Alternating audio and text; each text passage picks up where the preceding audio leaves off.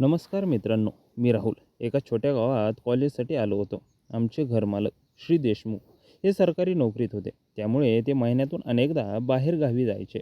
त्यांच्या पत्नी राधिका काकू, वय वर्ष 42, खूप देखण्या आणि सौम्य स्वभावाच्या होत्या. त्यांचे शरीर भरदार आणि आकर्षक होते. दोन मुलं शिकायला शहरात गेल्यामुळे घरात फक्त ते दोघे आणि मी वरच्या मजल्यावर राहायचो. हिवाळ्याची रात्र, थंडीने सगळे कापत होते.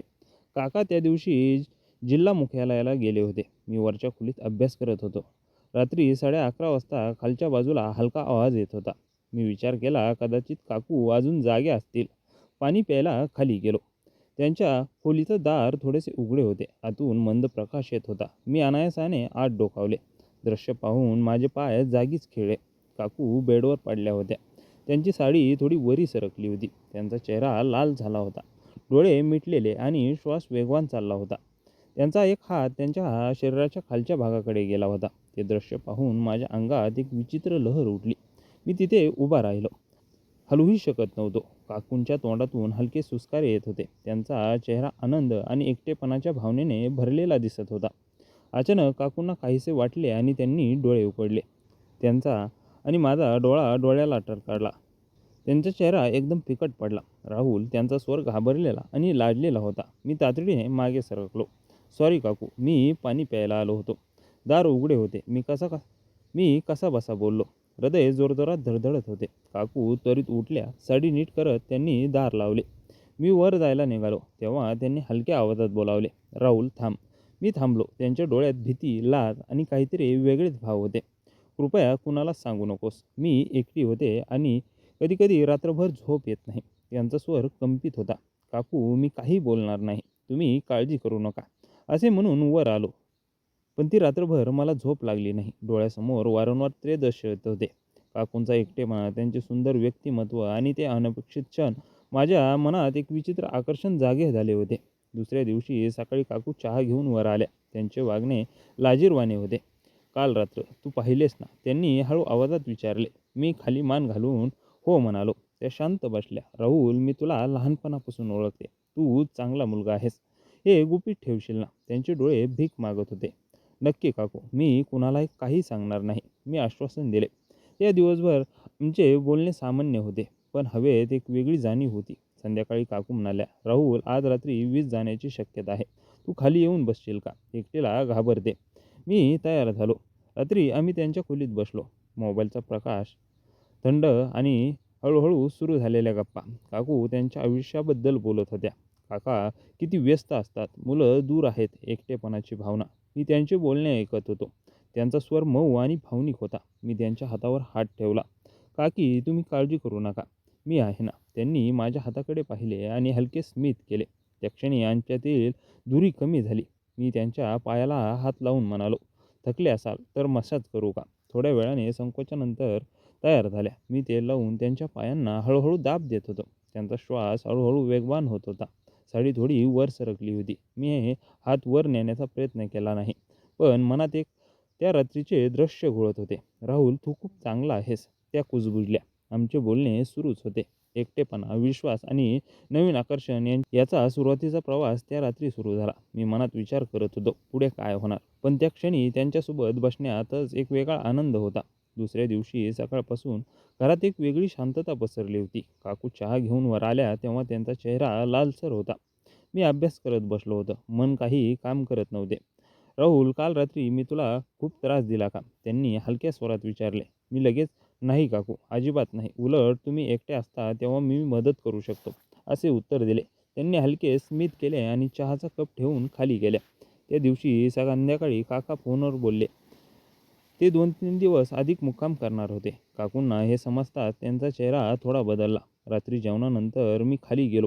राहुल, आज रात्री थंडी खूप आहे. तू इथेच झोपशील का? वर जाऊ नको, त्यांनी सांगितले. मी तयार झालो.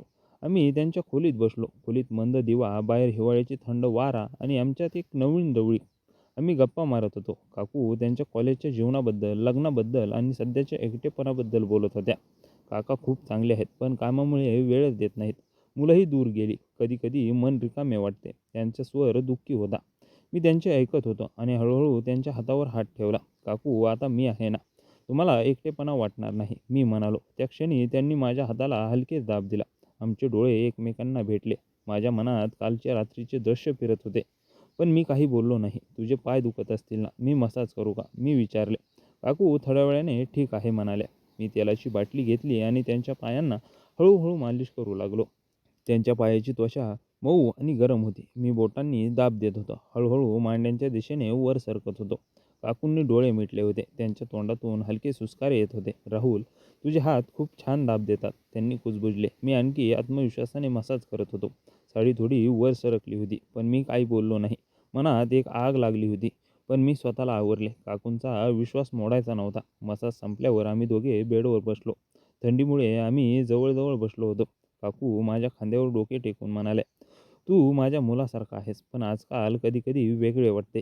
मी काही बोललो नाही. फक्त त्यांचा हात हातात घेतला. आमचे हात एकमेकांत गुंतले. खोलीत फक्त आमचा श्वास आणि घड्याळाची टिकटिकीचा आवाज येत होता. त्यानंतर काकू उठल्या आणि म्हणाल्या, मी कपडे बदलते, तू तिकडे वळ. मी दुसरीकडे वळालो. त्यांनी नाईट गाऊन घातला. जेव्हा मी वळालो तेव्हा ते दृश्य पाहून माझ्या हृदयात जोरदार धडधडले. गाऊन त्यांच्या शरीराला घट्ट बसला होता. त्यांनी हसत हसत, काय पाहतोस, असे विचारले. मी लाजलो आणि म्हणालो, काकी तुम्ही खूप सुंदर दिसता. त्या हसल्या आणि माझ्या जवळ आल्या. राहुल, हे काय चालले आहे आपल्यात? त्यांचा प्रश्न सरळ होता. मला माहीत नाही काकू, पण तुमच्यासोबत राहिल्याने मला मन शांत वाटते, असे उत्तर दिले. आम्ही पुन्हा बसलो. मी त्यांच्या पाठीवर हात फिरवत होतो. त्यांना आराम वाटत होता. आणखी दाब, त्यांनी सांगितले. मी त्यांच्या पाठीला खांद्याला मसाज करत होतो. त्यांचं शरीर हळूहळू शिथिल होत होतं. रात्री 1 वाजता आम्ही झोपायला तयार झालो. काकू बेडच्या एका बाजूला, मी दुसऱ्या बाजूला. पण झोप येईना.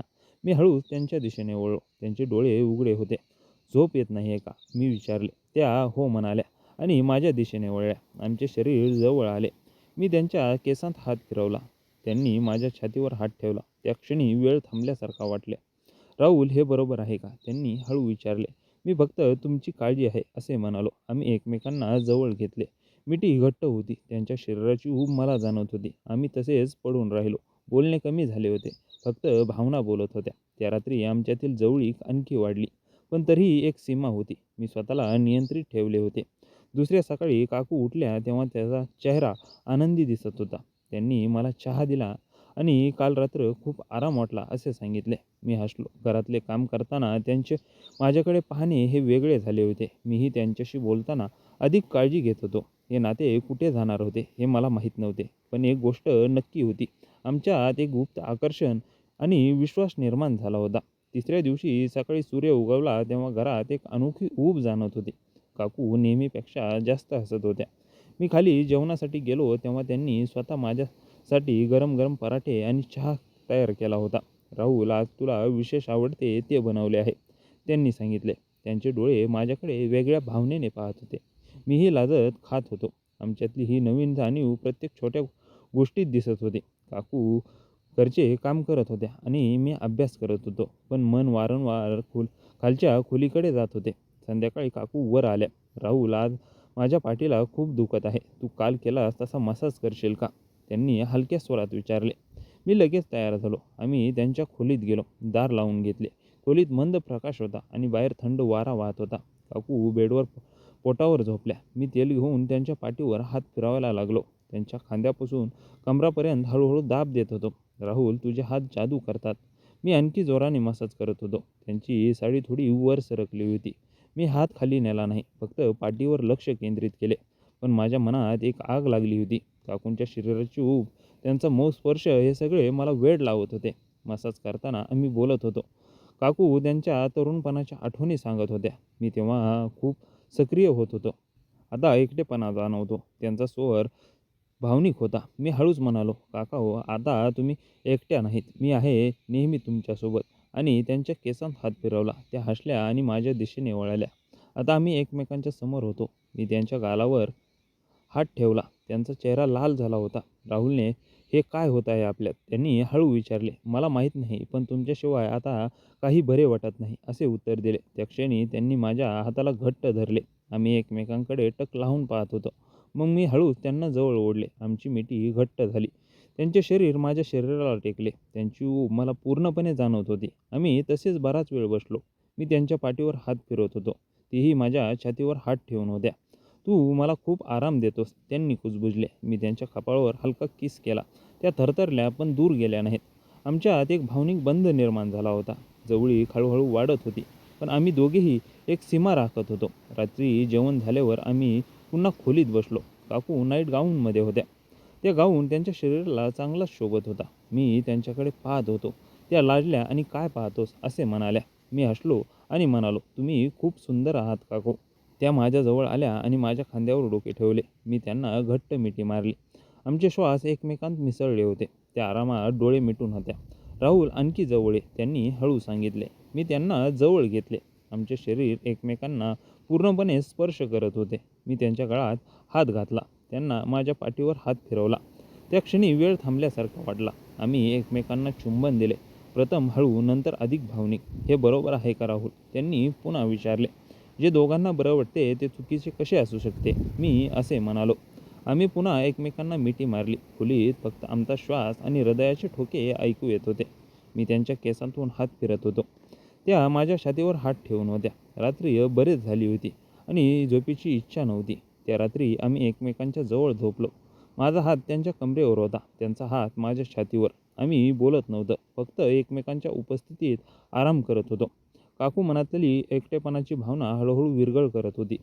मी त्यांच्यासोबत असलेल्या वेगळाच आनंद अनुभवत होतो. दुसऱ्या दिवशी सकाळी काकू उठल्या तेव्हा त्यांचा चेहरा ताजा आणि आनंदी दिसत होता. राहुल, तुझ्यामुळे मला नवीन जीवन मिळाल्यासारखे वाटले, त्यांनी सांगितले. मी त्यांना मिठी मारली. हे नाते अधिक पुढे चालले होते. भावना, विश्वास आणि आकर्षण याचा सुंदर मिलाप होत होता. पुढे काय होणार याची उत्सुकता दोघांनाही होती, पण हळूहळू पुढे जात होतं. चौथ्या दिवशी सकाळी घरात एक वेगळीच ऊब आणि शांतता पसरली होती. काका परत येण्याची तारीख जवळ आली होती. काकू सकाळपासून अस्वस्थ दिसत होत्या. मी खाली गेलो तेव्हा त्यांनी मला घट्ट मिठी मारली. राहुल, काका उद्या येणार आहेत. आपले हे क्षण संपणार. त्यांचा स्वर दुःखी होता. मी त्यांच्या केसात हात फिरवत म्हणालो, काकू, हे नाते संपणार नाही, फक्त थोडे वेगळे होईल. त्या दिवशी आम्ही दिवसभर एकत्र होतो. काकू स्वयंपाक करत होत्या. मी त्यांना मदत करत होतो. छोट्या छोट्या गोष्टींमध्ये आमची जवळीक जाणवत होती. दुपारी आम्ही त्यांच्या खोलीत बसलो. राहुल, तू माझ्या जीवनात आलास तेव्हा मी खूप एकटी होते. तू मला नवीन ऊर्जा दिलीस, त्यांनी भावनिक स्वरात सांगितले. मी त्यांचा हात हातात घालून म्हणालो, काकू, तुम्ही मला खूप काही शिकवले. विश्वास, प्रेम, काळजी कशी घ्यावी ते. संध्याकाळी थंडी वाढली. काकू म्हणाल्या, आज शेवटची रात्र आहे आपली अशी. आम्ही खोलीत गेलो. मी पुन्हा तेल घेऊन त्यांच्या पाठीला आणि खांद्याला मसाज करायला लागलो. त्यांचे शरीर शिथिल झाले होते. तुझे स्पर्श मला किती आराम देतात. मी हळूहळू त्यांच्या कमरेवर, पाठीवर हात फिरत होतो. आम्ही बोलत होतो भविष्याबद्दल, नात्याबद्दल आणि या अनोख्या संबंधांबद्दल. मसाज संपल्यानंतर काकू माझ्या दिशेने वळल्या. त्यांचे डोळे भावनांनी भरलेले होते. मी त्यांना जवळ घेतले. आमची मिठी अधिक घट्ट आणि भावनिक होती. राहुल, मी तुला खूप प्रेम करते, त्यांनी कुजबुजले. मी त्यांच्या कपाळावर, गालावर हळूहळू चुंबन दिले. त्या माझ्या छातीवर डोके ठेवून पाडल्या. आमचे श्वास एकमेकांत मिसळले. शरीर एकमेकाला पूर्ण स्पर्श करत होते. त्या क्षणी शब्दांची गरज नव्हती, फक्त एकमेकांच्या उपस्थितीत आम्ही हरवून गेलो होतो. रात्र बरीच झाली होती. आम्ही बेडवर एकमेकांच्या जवळ झोपलो. माझा हात त्यांच्या कमरेवर, त्यांचा हात माझ्या छातीवर. हे क्षण मी कधीही विसरणार नाही. काकू म्हणाल्या, मीही नाही काकू. तुम्ही माझ्या जीवनाचा एक महत्त्वाचा भाग बनला आहात, असे उत्तर दिले. आम्ही रात्रभर अशाच गप्पा मारत, एकमेकांना स्पर्श करत आणि जवळीक अनुभवत होतो. थंडी आणि ऊब यांचा सुंदर मिलाप झाला होता. दुसऱ्या दिवशी सकाळी काका येणार होते. काकू उठल्या आणि म्हणाल्या, राहुल, आता सर्व सामान्य दिसायला हवे. मी मान हलवली, पण आमच्यातील जाणीव कायमच राहिली. कारण काका आल्यानंतर मी वरच्या खोलीत गेलो. काका आनंदाने बोलत होते. काकू नेहमीप्रमाणे वागत होत्या, पण त्यांचे माझ्याकडे पाहणे वेगळे होते. सगळ्यांसमोर आम्ही सामान्य राहिलो, पण एकांतात छोटे छोटे क्षण आम्हाला मिळत होते. त्यानंतरचे दिवस वेगळेच होते. काका घरात असताना आम्ही फक्त नजरेनेच बोलत होतो. रात्री कधीकधी काकू मला खाली बोलवायच्या आणि थोडा वेळ एकत्र बसायच्या. तू माझा विश्वास आहे, त्यांनी एकदा सांगितले. मी त्यांना आश्वासन दिले की हे गुपित कायम राहील. काही महिन्यांनी मी कॉलेजसाठी शहरात परतलो. जाण्याच्या आधी काकूंच्या खोलीत आम्ही शेवटची भेट घेतली. राहुल, तू नेहमी माझ्या मनात राहशील, त्यांनी डोळ्यात पाणी आणून सांगितले. मी त्यांना घट्ट मिठी मारली आणि काकू, तुम्हीही माझ्या हृदयात कायम राहाल असे म्हणालो. आम्ही एकमेकांना शेवटचे चुंबन दिले आणि निरोप घेतला. शहरात गेल्यावर आमचा संपर्क सुरू होता. फोनवर गप्पा, कधीकधी भेटी. हे नाते शारीरिकपेक्षा भावनिक अधिक मजबूत झाले होते. काकूने मला प्रेम, काळजी, जबाबदारी शिकवली. मी त्यांना एकटेपणात साथ दिली. आजही त्या रात्री आठवल्या की मन भरून येते. जीवनात कधी-कधी अनपेक्षित नाते येतात, जी आपल्याला नवीन दिशा देतात. काकू आणि माझे नाते हे विश्वास आणि प्रेमावर आधारित होते. कथा इथेच संपते, पण आठवण कायमी राहतात. मित्रांनो, मला आशा आहे की तुम्हाला आमची कथा आवडली असेल. जर तुम्हाला कथा आवडली असेल तर व्हिडिओला लाईक करा. चॅनलवर नवीन आला असाल तर चॅनलला सबस्क्राईब करा. आणि हो, कृपया नोटिफिकेशन बेल दाबायला अजिबात विसरू नका, जेणेकरून पुढील अपडेट सर्वप्रथम तुम्हाला मिळेल.